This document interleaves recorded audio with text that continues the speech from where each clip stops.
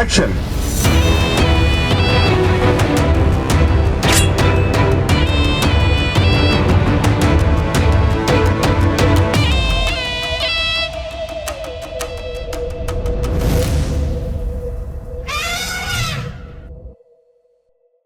இரண்டாயிரத்து 25ஆம் ஆண்டை சீர்திருத்த ஆண்டாக அறிவித்துள்ள பாதுகாப்பு அமைச்சகம், இது ஆயுதப் படைகளை தொழில்நுட்ப ரீதியாக மேம்பட்ட போருக்கு தயாராக உள்ள படையாக மாற்றுவதை நோக்கமாக கொண்டிருக்கும் என தெரிவித்துள்ளது. தமிழகத்தில் 1 முதல் 12ஆம் வகுப்பு மாணவர்களுக்கான அரையாண்டு தேர்வு விடுமுறை முடிந்து பள்ளிகள் இன்று திறக்கப்பட்டன.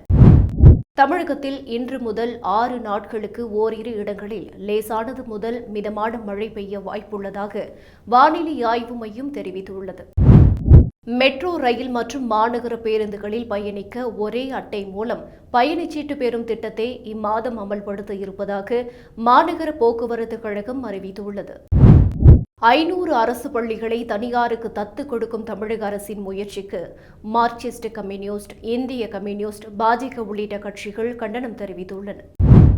வெம்பங்கோட்டை விஜய கரிசல் குளம் 3ஆம் கட்ட அகழாய்வில் கைரேகை பதிவுடன் கூடிய அல்லி மொட்டு வடிவிலான ஆட்டக்காய் கண்டெடுக்கப்பட்டுள்ளது. எல்லை தாண்டி மீன்பிடித்ததாக கைது செய்யப்பட்டு இலங்கை சிறையில் அடைக்கப்பட்டிருந்த தமிழக மீனவர்கள் 20 பேர் தாயகம் திரும்பினர். சென்னை அண்ணா பல்கலைக்கழக மாணவி பாலியல் வன்கொடுமை சம்பவத்தில் தனிநபர் ஈடுபட்டதாக கூறுவதில் சந்தேகம் உள்ளது என்று மக்களவை உறுப்பினர் கார்த்தி சிதம்பரம் தெரிவித்துள்ளார். நான் உயிரோடு இருக்கும் வரை திமுக ஆட்சியை கவிழ்க்க விடமாட்டேன், தமிழகத்தில் பாஜகவை வரவிட மாட்டேன் என்று மதிமுக பொதுச் செயலாளர் வைகோ கூறியுள்ளார். திமுக ஆட்சி பொறுப்பேற்றதில் இருந்து சட்டம் ஒழுங்கு மிகவும் மோசமாக உள்ளது. மக்கள் நிறைய பேர் பாதிக்கப்படுகின்றனர். பெண்களுக்கு பாதுகாப்பு இல்லை என்று சசிகலா குற்றம் சாட்டினார். புதுச்சேரியின் பல்வேறு பகுதிகளில் புத்தாண்டு கொண்டாட்டத்தின் போது ஏற்பட்ட விபத்துகளில் சிக்கி 2 இளைஞர்கள் உயிரிழந்தனர். 57 பேர் காயமடைந்தனர். நகராட்சி நிர்வாகம் மற்றும் குடிநீர் வழங்கல் துறையின் சார்பில் மாநகராட்சிகள், நகராட்சிகள், பேரூராட்சிகளின் எல்லைகள் விரிவாக்கம் மற்றும் புதிய நகராட்சிகள், பேரூராட்சிகள் அமைத்துருவாக்கம் தொடர்பாக தமிழக அரசு 5 அரசாணைகளை வெளியிட்டுள்ளது. அதன்படி கன்னியாகுமரி, அரூர், பெருந்துறை உள்ளிட்ட புதிதாக 13 நகராட்சிகள் உருவாக்கப்பட உள்ளது.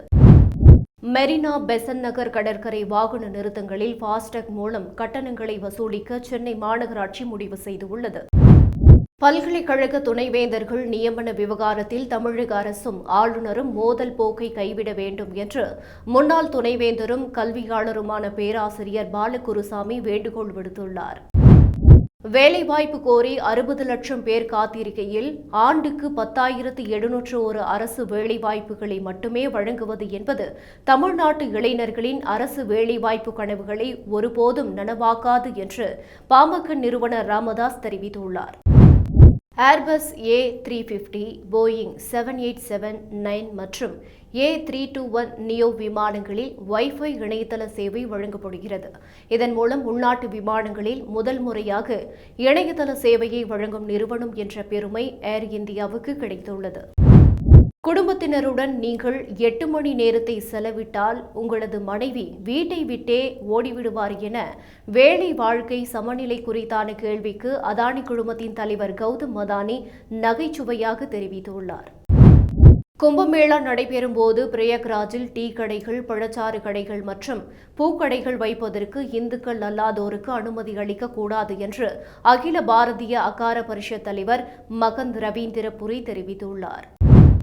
மூளைச்சாவு அடைந்த இந்து நபரின் உடல் உறுப்புகள் சிறப்பு விமானத்தில் மும்பை கொண்டு செல்லப்பட்டு 2 பொருத்தப்பட்டன.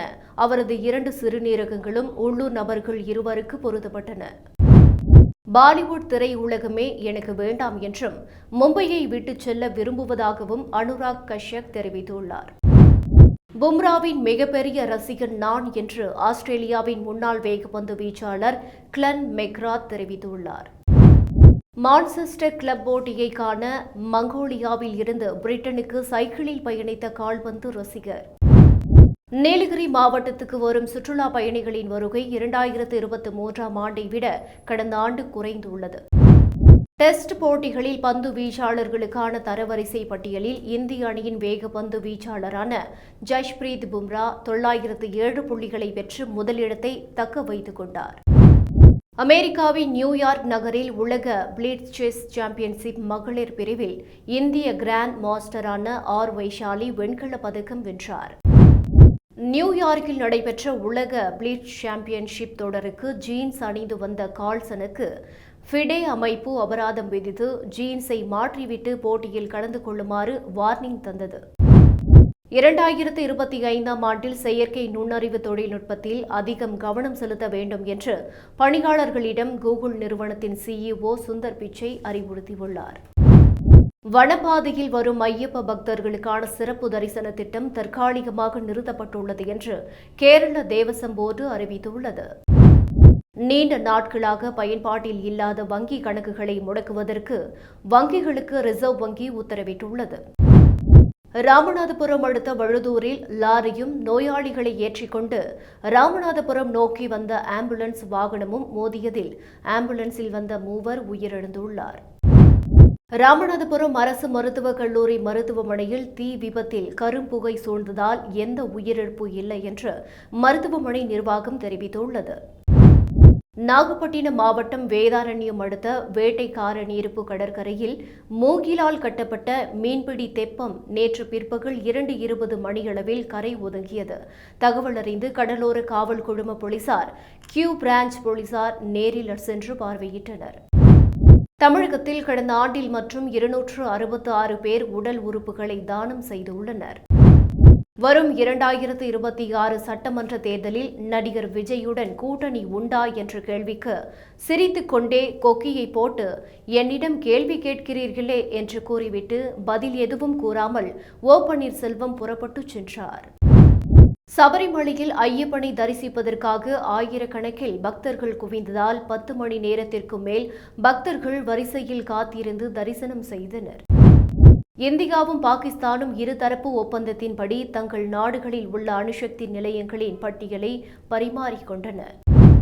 உத்தரப்பிரதேசத்தில் சட்டவிரோதமாக வீடு இடிக்கப்பட்ட வழக்கில் மாவட்ட முன்னாள் கலெக்டர் உள்பட 26 பேர் மீது வழக்கு பதிவு செய்யப்பட்டுள்ளது.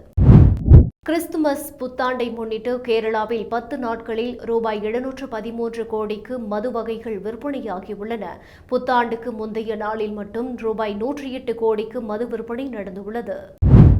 புதுச்சேரி போக்குவரத்து துறையில் கடந்த ஆண்டு 65,000 வாகனங்கள் பதிவு செய்யப்பட்டுள்ளன. இதன் மூலம் அரசுக்கு 136 கோடி ரூபாய் வருவாய் கிடைத்துள்ளது. மகாராஷ்டிராவில் சட்டவிரோதமாக தங்கியிருந்த 16 வங்கதேசத்தினர் கைது. அவர்களிடம் தீவிர விசாரணை. உயர்நீதிமன்ற நீதிபதிகளின் நெருங்கிய உறவினர்களுக்கு பதவி கிடையாது என்கிற உச்சநீதிமன்ற கொலிஜியத்தின் திட்டத்துக்கு காங்கிரஸ் மூத்த தலைவர் அபிஷேக் சிங்வி ஆதரவு தெரிவித்துள்ளார். ஆந்திராவில் மகளிருக்கு இலவச பஸ் பயண திட்டத்தை நிறைவேற்ற அமைச்சர் குழுவினர் தமிழகத்துக்கு வருகின்றனர். திரிணாமுல் காங்கிரஸ் நிறுவன நாளையொட்டி மக்கள் உரிமைகளுக்கான போராட்டம் தொடரும் என அக்கட்சி தலைவர் மமதா பானர்ஜி உறுதியுடன் தெரிவித்துள்ளார். ஐநா பாதுகாப்பு கவுன்சிலில் தற்காலிக உறுப்பினராக பாகிஸ்தானின் 2 ஆண்டு பதவிக்காலம் நேற்று தொடங்கியது. தென்கொரியாவில் உள்ள புலனாய்வாளர்கள் ஞாயிற்றுக்கிழமை தரையிறங்கிய சிறிது நேரத்திலேயே விபத்துக்குள்ளான ஜெஜு ஏர் விமானத்திலிருந்து பெறப்பட்ட 2 கருப்பு பெட்டிகளில் ஒன்றிலிருந்து தரவை பிரித்தெடுத்துள்ளனர்.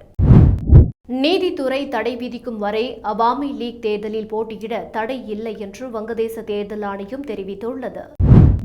ஆஸ்திரேலியாவின் பிரிஸ்பேன் நகரில் நடந்த பிரிஸ்பேன் சர்வதேச டோர்னமெண்டில் இரட்டையர் பிரிவில் நோவக் ஜோகோவிச் நிக் கிரிஜோஸ் இணை தோல்வியடைந்தது.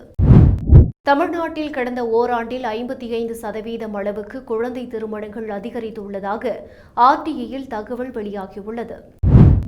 அமெரிக்காவில் 1/3 பகுதியினர் அவ்வப்போது துணை இடம் இருந்து விலகி தனித்தனி அறைகளில் தூங்குவதாக ஒரு ஆய்வு கூறுகிறது. சீன அரசின் ஆதரவு பெற்ற ஹேக்கர் ஒருவர் அமெரிக்க கருவூல துறையின் கணினி அமைப்புகளுக்குள் ஊடுருவி ஊழியர்களின் அலுவலக கணினிகள் மற்றும் சில பொதுவான ஆவணங்களை அணுகியதாக அமெரிக்க அதிகாரிகள் தெரிவித்தனர். மக்கள் பொதுவெளியில் முகத்தை மறைக்கும் உடை அணிய சுவிட்சர்லாந்தில் தடை விதிக்கப்பட்டுள்ளது. இதற்காக கொண்டுவரப்பட்ட சட்டம் ஜனவரி 1ஆம் தேதி அமலுக்கு வந்துள்ளது. அமெரிக்காவின் 5ஆம் தலைமுறை F-35 ரக போர் விமானத்தை சவுதி அரேபியா வாங்க ஆர்வம் காட்டி வந்த நிலையில் இப்போது துருக்கியின் கான் 5ஆம் தலைமுறை விமானத்தை வாங்க சவுதி அரேபியா முடிவு செய்துள்ளது. சேலம் மாவட்டத்தில் வேளாண் பொறியியல் துறையின் மூலம் வாடகை தரிசு நில உழவு மானியம் மற்றும் மின்மோட்டார் பம்புகள் மானியத்தில் வழங்கப்படுகிறது. ஒரே நாடு ஒரே தேர்தலுக்கு சாத்தியம் கிடையாது என்று கார்த்தி சிதம்பரம் MP தெரிவித்துள்ளார். ஜிம்பாப்வேயில் மரண தண்டனையை ரத்து செய்வதற்கான சட்ட மசோதா நாடாளுமன்றத்தில் தாக்கல் செய்யப்பட்டது.